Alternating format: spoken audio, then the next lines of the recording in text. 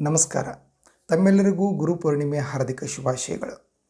ಜ್ಞಾನ, ಶಿಕ್ಷಣ ಅಥವಾ ಕೌಶಲ್ಯದ ರೂಪದಲ್ಲಿ ನಾವು ಯಾರ ಆಶೀರ್ವಾದವನ್ನು ಪಡೀತೀವೋ ಅವರನ್ನು ಗೌರವಿಸಲು ಮೀಸಲಾದ ದಿನ ಈ ಗುರುಪೂರ್ಣಿಮಾ.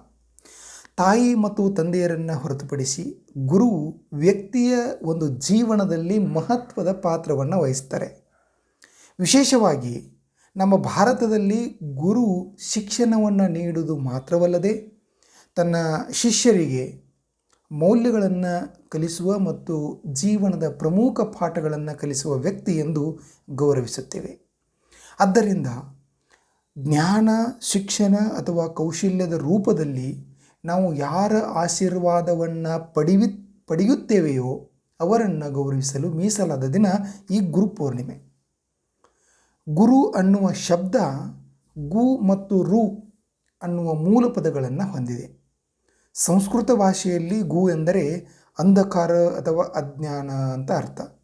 ಇನ್ನು ರು ಅಂದರೆ ಕಳೆಯುವ ಅಥವಾ ದೂರು ಮಾಡುವ ಅಂತ ಅರ್ಥ ಆಗುತ್ತೆ. ಅದಕ್ಕೆ ಗುರು ಅಂದರೆ ಅಂಧಕಾರ ಅಥವಾ ಅಜ್ಞಾನವನ್ನು ದೂರ ಮಾಡ್ತಕ್ಕಂಥ ವ್ಯಕ್ತಿ ಅಂತ ಅರ್ಥ. ಬಹುತೇಕ ಜನರು ಗುರುವನ್ನು ತಮ್ಮ ಜೀವನದ ಒಂದು ಅವಿಭಾಜ್ಯ ಅಂಗವಾಗಿ ಪರಿಗಣಿಸುತ್ತಾರೆ. ಗುರು ಪೌರ್ಣಿಮೆಗೆ ಧಾರ್ಮಿಕ ಪ್ರಾಮುಖ್ಯತೆ ಅಲ್ಲದೆ ಶೈಕ್ಷಣಿಕ ಮತ್ತು ವಿದ್ವಾಂಸರ ವೃಂದದಲ್ಲೂ ಕೂಡ ಒಂದು ಮಹತ್ವವಿದೆ.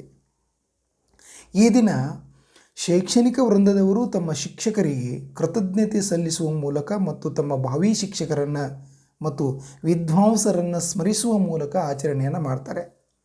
ಭಾರತದ ಶೈಕ್ಷಣಿಕ ವೃಂದದಲ್ಲಿ ಈ ಹಬ್ಬವನ್ನು ಧರ್ಮಾತೀತವಾಗಿ ಆಚರಿಸಲಾಗುತ್ತದೆ.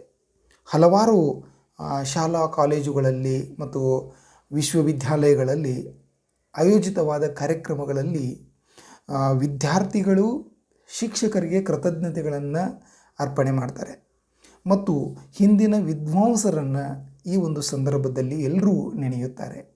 ವಿದ್ಯಾಸಂಸ್ಥೆಗಳ ಹಳೆಯ ವಿದ್ಯಾರ್ಥಿಗಳು ತಮ್ಮ ಶಿಕ್ಷಕರನ್ನು ಭೇಟಿಯಾಗಿ ಅವರಿಗೆ ಕಾಣಿಕೆಗಳನ್ನು ಅರ್ಪಿಸಿ ತಮ್ಮ ಕೃತಜ್ಞತೆಗಳನ್ನು ಸಲ್ಲಿಸ್ತಾರೆ. ಇದು ಗುರುಪೂರ್ಣಿಮೆಯ ಮಹತ್ವ ಮತ್ತು ಅದರ ಇತಿಹಾಸ. ಸ್ನೇಹಿತರೆ, ಮತ್ತೊಮ್ಮೆ ತಮ್ಮೆಲ್ಲರಿಗೂ ಗುರುಪೂರ್ಣಿಮೆಯ ಹಾರ್ದಿಕ ಶುಭಾಶಯಗಳು.